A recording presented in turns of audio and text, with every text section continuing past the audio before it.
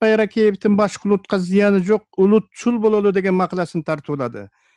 Автор үркүнгө 100 жыл толорун, караңгы кыргыз, союлунан башка эчтемкеси жок кыргыз куралчан падышалык Россияга көтөрүлөм деп октон кырылып, Кытайга качам деп ашуудан кырылып, Кытайга барып жергиликтүү байлардын кордугун көрүп, кайра эле Ленин башында турган улуу октябрдын аткан таңы менен атка кайтып аман калып, кайра адам болгон кыргыздын эми бүгүн ошол аты жаман үркүндүн кунун Путин башында турган азыркы Россиядан сурайын дегени ары болгондо акылсыздык, бери болгондо түркөйлүк экенин. Эгер Ленин алып келген революция болбогондо балким Афганистандын деңгээлинде, балким Африканын эң артта калган жарым жапайы мамлекетинин кейпинде болмокубузду. Ошондуктан арыдан бери болуп, бала төрөгөндөн баштап баарын үйрөткүсү келген батыштын маңкурттук саясатына башыбызды ура бербестен, кыргызды кыргыз кылып сактап келген накта мыкты салт санааларыбызды өстүрүп өнүктүрүп, мыкты жүрүм турумубуз менен намыс арыбызды бекем кармап, акыл эстүү жашай билүү гана бизди эл катары татыктуу сактап каларын баяндады. Баш мыйзамдын да, аны коргоп берүүчү Конституциялык палатанын да баркы кеткенин юридика доктору Бекбосун Бөрүбашев кеп кылса, 120 депутат деген Кыргызстан үчүн көптүк кыларын коомдук ишмер Жусупжан Жээнбеков айтты. Айтылуу акынан Атай Өмүрканов 70-ке чыкты деген бетти Мирлан Алымбаев даярдады. Журналист Меңдибек Асылбековдун Айтматов жөнүндөгү макаласы аалам аралаган гений деген ат менен жарык көрдү.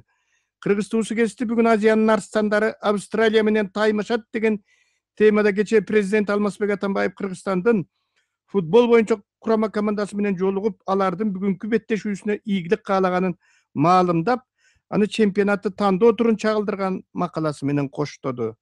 Өкмөт башчысы Темир Сариев 13 июнда Токтогул кесинин иши менен таанышып, Токтогул суу сактагычындагы сууну сатуу мүмкүн эместигин айтып, тапшырманы катуу койгондугун кабарлады.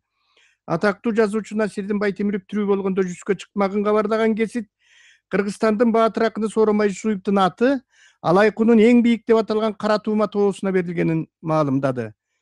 Бүгүн жарык көргөн вечерний Бишкек гезити өкмөт башчысы шаар башчысына үлгү көрсөтчү деген макала басты.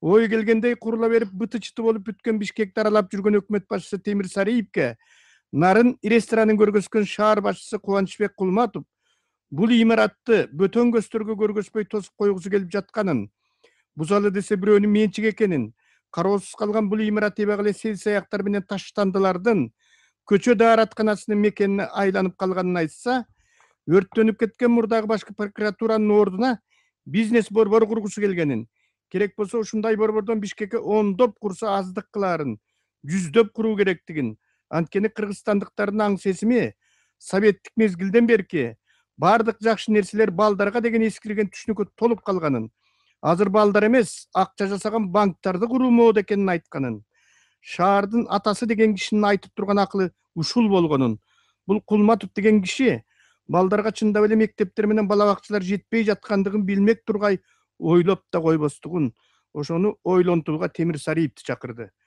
Буга улай эле архитектура доктору Жумамедел Иманкуловдун пикири жарыяланды. Нарын рестораны архитектуралык эстелик экендигин, аны дароо эле бусуп салууга болбостугун, шаардын ичинде бири-бирине шайкеш келбеген ой келгендей курула берген имараттар толтур экендигин. Эми мындан ары архитекторлордун пикирин өкмөт башчысы Темир Сариев да колдогон.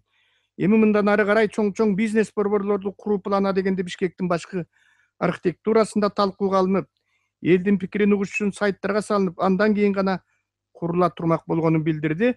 Ушу менен гезит баяныбыз соңуна чыкты.